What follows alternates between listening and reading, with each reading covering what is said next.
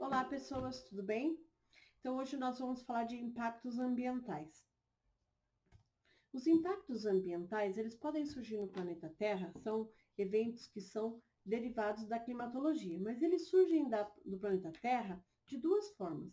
Ele pode ser um impacto natural, por exemplo, a erupção de um vulcão, que pode causar uma série de fenômenos aí, que são impactos ambientais, e ele também pode ser considerado um impacto antrópico, né, ambiental de forma antrópica. Mas considerando o período aí de 18 anos atrás, 18 mil anos atrás, até o início do século XX, o clima global esquentou vários graus.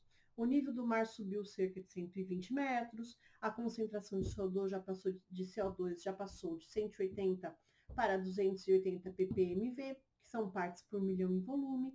Os elementos do clima sofreram alterações e passaram a desenvolver fenômenos diferenciados do natural, onde a interação humana passa a acelerar esses eventos.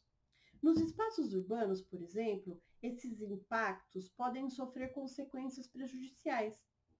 Alguns desses eventos são eventos que acontecem de forma natural, ou seja, a capacidade de alteração do homem é pequena, mas ela não é desprezível. Então, nós vamos falar assim que em espaços urbanos, esses eventos de impactos ambientais podem causar consequências prejudiciais à vida humana. Vamos conhecer alguns desses impactos. Os problemas urbanos. A chuva ácida. Quando falamos de umidade ou formação de chuvas, lembramos que surgem consequências da evaporação, evapotranspiração do meio, concluindo que se relaciona a evaporação da umidade com os elementos que são lançados na atmosfera pelas indústrias, a partir da chaminé de suas fábricas, modificando o pH da água, que é pH 7, e resultando numa precipitação em torno de 5 a 6 pH. Voltando, falando tudo de novo, de forma diferente. O que eu vou dizer para vocês é que para o surgimento de uma gotícula de água, eu preciso de um núcleo de condensação. Esse núcleo de condensação, ele é sólido e ele pode ser, por exemplo, uma partícula de uma rocha, que vai ficar suspensa no ar e que, com consequência dessa evaporação ou evapotranspiração do meio, a água se agarra a essa micropartícula, gerando a gota. Mas quando as fábricas emitem pelas suas chaminés também alguns elementos que são sólidos também, mas que são elementos com pH muito ácido, como por exemplo enxofre, entre outros elementos. E o que acontece com isso? A quantidade de muitas fábricas juntos, eliminando uma fumaça, não uma fumaça tóxica, né? Vai produzir numa região muito quente e que evapora muito as chuvas ácidas. Essas chuvas ácidas, elas trazem algumas consequências. Primeiro que elas não se restringem apenas ao lugar onde elas se formam, que são as áreas urbanas ou as áreas de aglomeração de fábricas, regiões fabris, tá? Essas chuvas, elas são levadas pelo vento e pela circulação geral da atmosfera para quilômetros de distância. E elas podem causar a corrosão de materiais, máquinas, edifícios, estátuas. Elas podem causar alteração na qualidade da água para o consumo, alteração das plantas de alimentos e ainda podendo prejudicar os solos férteis. Ilhas de calor. Também problemas urbanos. As ilhas de calor, elas se formam por conta da retirada da vegetação. A gente sabe que as regiões com mais rochas, elas esquentam mais rápido e, consequentemente, elas emitem mais calor.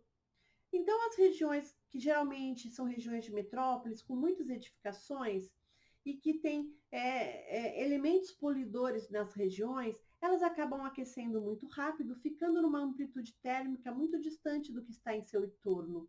E aí ela cria tipo uma cúpula em torno dessa região, né, impedindo que os ares que estão mais a menos ou mais frios que estão em torno acabem passando por cima dela e não haja uma alteração térmica, não há uma troca térmica entre esses ambientes, tá? Essa troca térmica acaba acontecendo só no finalzinho da tarde, né? Quando o sol se põe. Então é mais ou menos isso, cria uma bolha onde esse ar quente, em vez de acender e subir, né, para as esferas mais altas e resfriar, né, ele acaba ficando preso por conta e atraindo as partículas de poluentes do entorno e os ares em torno que são mais frios começam a passar por cima, impedindo, inclusive, que esse ar se desloque e que ascenda, né? Transformando essa área em ilhas de calor. Então, geralmente, essa região acaba ficando, em relação ao seu entorno, até de 5 a 7 graus mais quente. Inversão térmica. Normalmente, os elementos poluentes sobem com o ar ascendente por conta da convecção natural. Lembra lá dos elementos climáticos? A convecção natural é baixa pressão, o ar quente sobe, vai subindo, ele vai ficando cada vez mais frio e depois ele desce, né, em forma de ar frio e seco. Normalmente seria assim, mas a inversão térmica, ela vai inverter o processo. Esse ar quente acaba ficando preso por alguns dias na parte de baixo e este ar frio que está em cima toma o lugar do ar quente, prendendo ele em duas camadas de ar frio, né? E esses poluentes que estão ali próximo ao solo ficam presos ali, não conseguindo se sair dessa região. Veja a imagem, né? Nós temos, a imagem mostra para vocês que nós temos aí o ar quente, o ar frio e o ar mais frio. O ar mais frio desce, tomando o lugar do ar quente e empurrando ele, e ele não sai, porque o ar frio é mais denso e empurra o ar quente para baixo, e o ar quente não consegue entrar porque o ar frio é mais denso, né? Além de ser denso, essas quantidades de poluentes o prendem ali nessa região. Nós temos como consequências da inversão térmica níveis maiores de poluição, problemas respiratórios como pneumonia, bronquite, rinite e asma, problemas cardiorrespiratórios e irritação nos olhos. Lembrando, esse fenômeno ocorre geralmente em dias frios e secos, lá no inverno, tá? Próximo ao inverno. Vamos falar do efeito estufa um pouquinho? O efeito estufa é um fenômeno natural, tá? Um fenômeno que existe desde que o planeta existe, aqui o planeta Terra.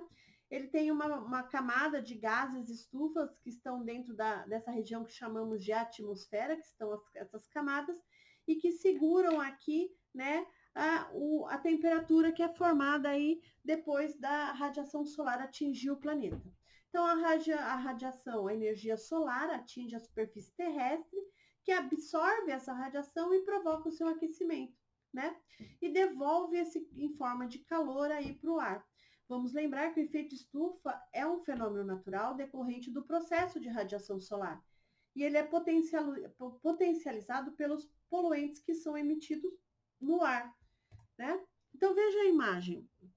O Sol emite a sua radiação, né? Essa radiação é transformada em calor, ela vem em ondas curtas, é transformada em calor pela superfície terrestre, são ondas mais longas, né? Lembrando que o Sol tem uma temperatura média de 6.000 graus Celsius e a Terra entre 15 e 16 graus e meio graus Celsius, né? E é uma parte desse calor que a Terra transforma, dessas radiações, ela é dissipada, né, para fora dessas camadas de gases, a outra parte fica retida nas nuvens e nas partículas, né, transformando aí essa temperatura amena, né, que acaba dando origem a uma série de fenômenos dentro do planeta Terra, inclusive a existência da humanidade. O aquecimento global, ele é designado pelo aumento das temperaturas médias do planeta. E, na verdade, ele é a intensificação do efeito estufa. E, geralmente, ele, por algumas correntes, né, no campo científico, ele é intensificado pelo homem. Nós vamos ter duas correntes nesse meio científico. Uma das correntes vai dizer que o homem intensifica essa ação e a outra corrente no meio científico vai dizer que o aquecimento global é um fenômeno que o planeta já está realizando durante milhares de anos e que não há interferência da humanidade nesse processo. A interferência é quase que desprezível. O fenômeno natural, então, é responsável pelo calor na Terra e ele vem apresentando, na principal corrente aí que se acredita, essa intensidade em razão da poluição do ar e das práticas humanas. Como consequência desse aquecimento global, nós temos o degelo das calotas polares, a subida do nível dos mares,